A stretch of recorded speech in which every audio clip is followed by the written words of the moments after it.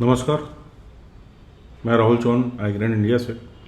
आज 8 नवंबर 2023 को इस वीडियो के माध्यम से आप सभी भाइयों को चीनी बाज़ार कैसे रहेंगे और चीनी का क्या उत्पादन रह सकता है उसकी रिपोर्ट देना चाहता हूं। लंबे समय से हमारे ग्राहकों ने इस वीडियो की मांग की है कि हम चीनी पर एक विशेष रिपोर्ट दें। उसी सिलसिले में आज हम आपको एग्रीन इंडिया आपको ये रिपोर्ट पेश करना चाह रहा है, प्रस्तुत करना चाह रहा है। कृपया ध्यान दें। आपको ये वीडियो पसंद हो कृपया इस वीडियो को लाइक करें, सब्सक्राइब करें। आइए बात करते हैं कि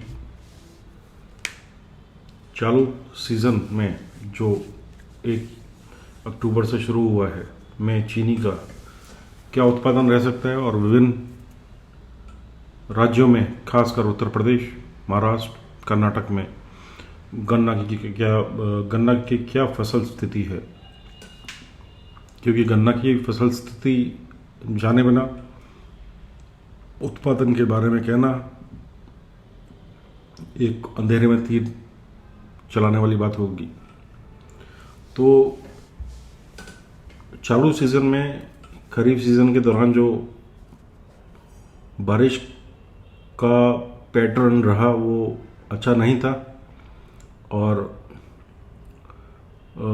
लगभग 1 महीने ही चालू सीज़न में हमें अच्छी बारिश देखने को मिली थी। उसके बाद में बारिश की स्थिति बेहद ख़राब रही।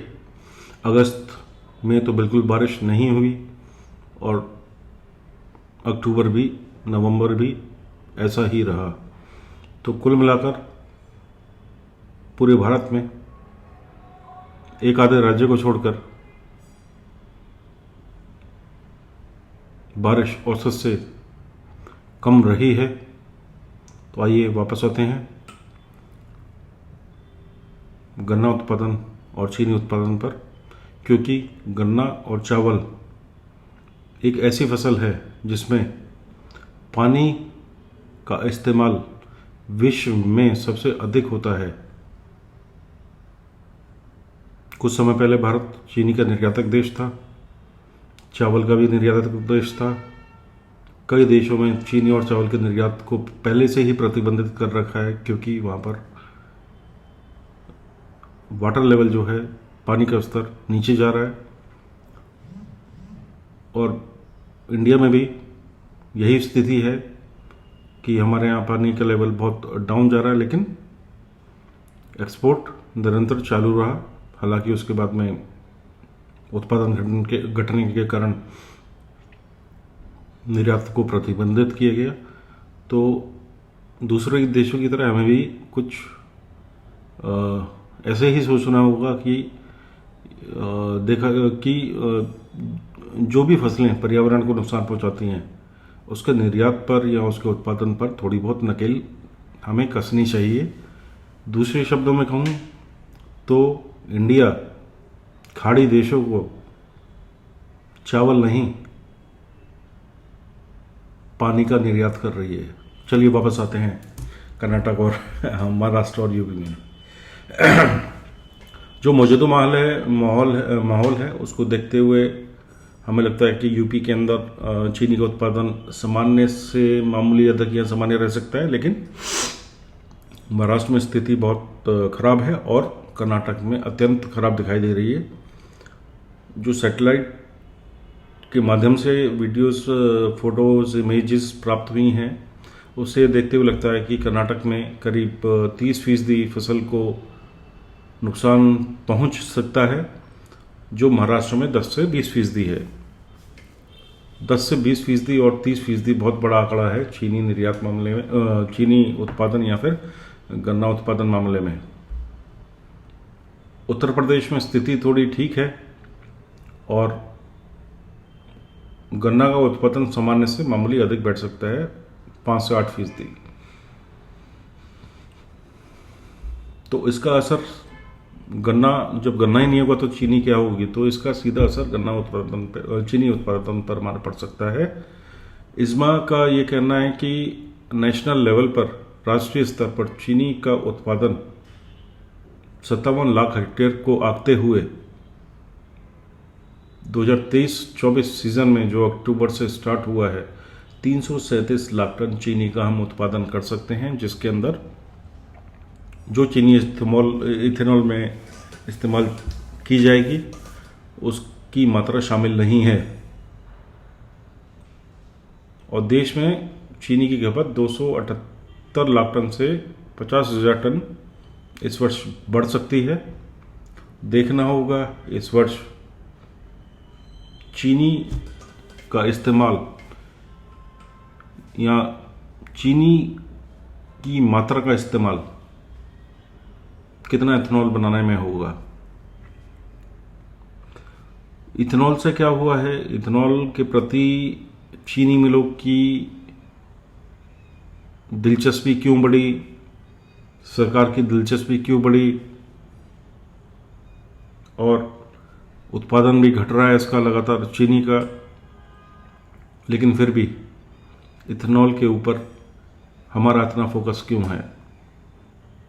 जिसके कई कारण हैं जो कि अच्छे कारण माने जा सकते हैं कि जो इथेनॉल है उसकी ब्लेंडिंग की जाती है और पर्यावरण को नुकसान नहीं पहुंचता। दूसरा, सरकार द्वारा इथेनॉल बनाने के लिए चीनी मिलों को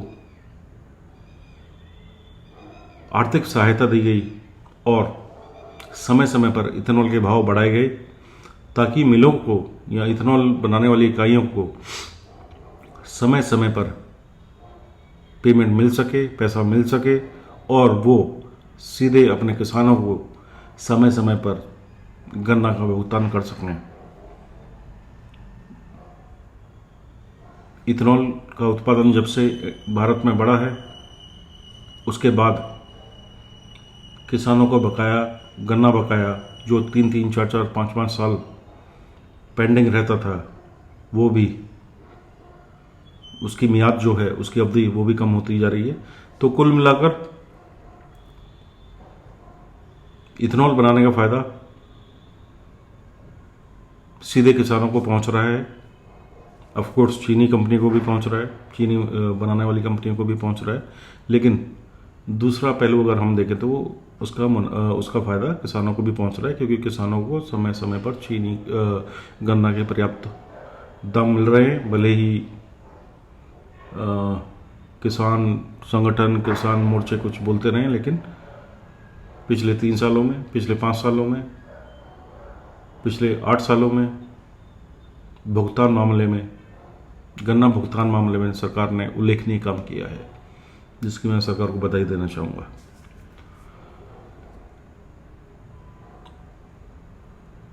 इथेनॉल उत्पादन अगर नहीं होता तो क्या होता?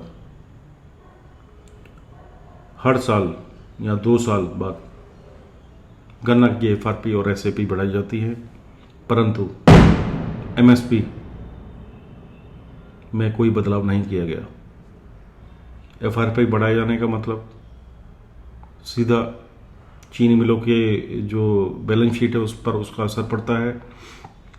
अगर इस बीच में इथेनॉल का उत्पादन नहीं होता या फिर इथेनॉल को प्रोत्साहन नहीं मिलता तो शायद ही कोई देश में इस समय कोई चीनी मिल काम कर रही होती और सबकी बैंकरप्सी या दिवाला घोषित हो चुका होता है इस टाइम।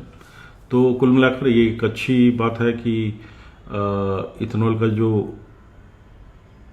यूसेज है, इस्तेमाल है, वो उसका जो सीधा इनडायरेक्ट बेनिफिट किसानों को मिल रहा है, ये भी समझना होगा किसान भाइयों को, और उसका असर चीनी इंडस्ट्री पे भी पड़ रहा है, क्योंकि चीनी की जो उत्पादन लागत है इस टाइम 35, इस टाइम MSP से करीब 5 से 6 रुपये अधिक है। अगर यही मिले चीनी का उत्पादन, केवल चीनी का उत्पादन करती हैं तो शायद किसानों को भुगतान या फिर वो बंद होने की कगार पर आ जाती हैं। चलिए वापस बात करते हैं उत्पादन की। इस्मा ने इस वर्ष 337 लाख टन चीनी के उत्पादन का अनुमान दिया है, जिसमें इथेनॉल में इस्तेमाल होने वाली चीनी भी शामिल है और खपत को जैसा पहले बताया वो 85,000 टन बढ़ाकर 278.5 लाख टन कर दिया है। घरेलू मांग को अगर देखें हम तो चीनी की जो उपलब्धता है देश में वो सही रहेगी, मतलब जो उपलब्धता है वो खपत से अधिक है, क्योंकि चालू सीजन में उद्योग के अनुसार, इस्मा के अनुसार 65 लाख टन का पुराना स्टॉक, अधिवेश stock, carry out stock, carry forward stock बचा था, जिसको अगर हम चालू सीजन के उत्पादन को मिलाएं तो खपत से अधिक बैठता है। जैसा हमने पहले बताया कि आपको कर्नाटक और तमिलनाडु में, कर्नाटक महाराष्ट्र में इस बार चीनी के उत्पादन में गिरावट आ सकती है। और इंटरनेशनल मार्केट की अगर बात करें तो इंटरनेशनल शुगर ऑर्गेनाइजेशन ने कहा है कि इस साल विश्व में चीनी की उपलब्धता उत्पादन से बेहद कमज़ोर रहेगी। और FAO जो खाद्य और कृषि संगठन है, UN द्वारा संचालित होता है, उसने भी अंतर्राष्ट्रीय बाजारों में चीनी की कीमतें बढ़ने का अनुमान दिया है। तो कुल मिलाकर इस वर्ष चीनी के उत्पादन में गिरावट आएगी, इसमें कोई संदेह नहीं है। और देखते हैं कि चीनी का इस्तेमाल इथेनॉल बनाने में, मतलब कितनी चीनी का इस्तेमाल इथेनॉल बनाने में होगा। हमारे मानना कि चीनी मिलों का इंटरेस्ट इथेनॉल के उत्पादन में इस बार अधिक रहेगा, क्योंकि चीनी के उत्पादन में उनको नुकसान रहता है और साथ ही भुगतान भी किसानों का डिले होता है। यूपी में चीनी का उत्पादन शुरू हो चुका है, महाराष्ट्र में और कर्नाटक में शुरू होने वाला है, या कुछ मिलें अभी चालू हैं। और हर मिल ने किसानों से आग्रह किया है इस बार कि वे जल्द से जल्द गन्ना इन मिलों को दें, ताकि वो मिलें चलती रहें, सुचारू रूप से चलती रहें। ऐसा ना हो कि बीच में आवक कमज़ोर हो जाए गन्ने की और उन मिलों को बंद होना पड़े, मतलब वो बंद मिलें अपना कार्य बंद करें और उसका असर सीधे उनकी क्षमता पर पड़े। दूसरे शब्दों में अगर हम कहें कि ये कह सकते हैं कि महाराष्ट्र और कर्नाटक में इस वर्ष गन्ना की क्रशिंग जो चीनी मिलों द्वारा की जाएगी उस समय से पहले नहीं, बहुत पहले, 1-2 महीना पहले ख़त्म हो सकती है, क्योंकि जब गन्ना नहीं होगा तो वो किसकी ट्राई करेंगे। कुल मिलाकर आगामी वर्ष में चीनी के उत्पादन में हमें कमी आती दिखाई दे रही है। और अभी दिवाली के त्यौहार की मांग खत्म हो चुकी है। चीनी की कीमतों में जितनी तेजी आनी थी वो आ चुकी है और अभी डिमांड समाप्ति की ओर है या कमज़ोर है। और नई चीनी का उत्पादन भी शुरू हो गया है विभिन्न उत्तर प्रदेश में और धीरे धीरे अन्य राज्यों में होगा। तो नई चीनी की उपलब्धता प्लस पुरानी चीनी की उपलब्धता को अगर आप देखें तो अभी फ़िलहाल हमारे पास अच्छी क्वांटिटी में उपलब्धता है चीनी की, लेकिन जैसे जैसे सीज़न आगे बढ़ेगा मिलों की दिलचस्पी इथेनॉल में होगी या फिर महाराष्ट्र और कर्नाटक की मिलें टाइम से पहले क्रशिंग बंद करेंगी, तो चीनी की कीमतों में तेजी की प्रबल संभावनाएं हैं। थोड़ा इंतज़ार करें। आप 3 साल से इंतज़ार कर रहे थे, अभी कुछ आपको फ़ायदा हुआ, थोड़ा और इंतज़ार करें। कीमतों में हमें लगता है कि अच्छी तेजी की उम्मीद है, लेकिन उसके लिए आपको कम से कम 2 से 3 महीने का इंतज़ार करना पड़ेगा। हमारे द्वारा दी गई जानकारी अगर आपको पसंद है कृपया इस वीडियो को लाइक करें, सब्सक्राइब करें। और माफ़ी चाहूँगा कि बीच बीच में जो खांसी होती है वो वायु प्रदूषण जो दिल्ली में है उसके कारण होती है, परंतु हमारा प्रयास रहेगा कि आपको समय समय पर बाजारों की विस्तृत जानकारी देते रहें। कृपया इस वीडियो को आगे अपने ग्रुप्स में व्यापारी भाइयों को फॉरवर्ड करें ताकि वो समय समय पर उनको जानकारी मिल सके। अगर आपको हमारी सर्विसेज चाहिए तो पीछे हमारा नंबर दिया है, आप उस पर ट्रायल ले सकते हैं और अपडेट रह सकते हैं कि बाज़ारों में क्या होने वाला है। नमस्कार दोस्तों।